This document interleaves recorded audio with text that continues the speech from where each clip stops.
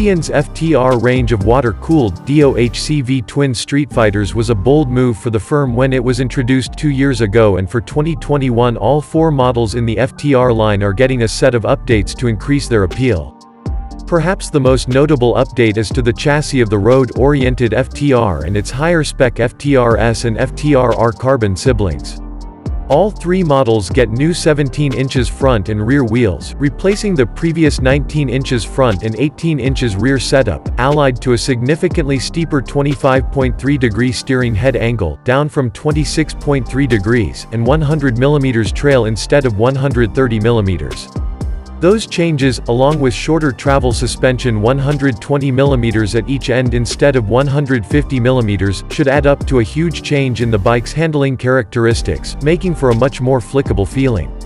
The changes also give the road-oriented FTRs a 36 mm lower seat, and they're narrower than before courtesy of 40 mm shorter bars. On top of the chassis tweaks, all versions of the FTR get a revised, Euro 5 compliant version of the 1203cc V-twin engine. While peak power and torque figures are unchanged, with a max of 123 horsepower and 88.5 lb-ft on tap, the engine is cleaner than before, and for 2021 it gains cylinder deactivation. This system stops the rear cylinder from firing when the bike is at idle, reducing the heat that soaks through to the rider when stopped in traffic. Revisions to the engine's injection calibration are also claimed to give a smoother, more predictable throttle response. As before, there are 3 street-oriented FTRs and the more scrambler-style FTR Rally in the range. Here's how the 4 models stack up against each other. The entry-level FTR, which benefits from the new 17 inches wheels and sportier chassis for 2021, although Indian confusingly calls all these machines 2022 models, is the most stripped-back version, but that doesn't mean it's lacking kit. SAC's fully adjustable suspension front and rear, with 43 mm forks and a piggyback monoshock, means it's mechanically much the same as the higher-spec S model, but the base machine lacks the S's electronic gizmos.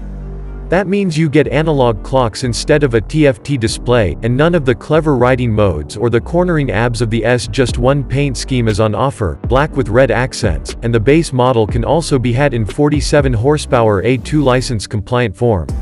Stepping up to the FTR-S, the paint options increase to a choice of maroon or white, and you get a touch-sensitive TFT dashboard to access settings for 3 riding modes: wheelie control, rear lift control, stability control, traction control and cornering abs. An Akrapovic exhaust is standard, too, along with Bluetooth phone integration and a USB port. Both the base and S versions of the updated FTR weigh in at 233 kg ready to ride with a full tank, which is 2 kg more than before.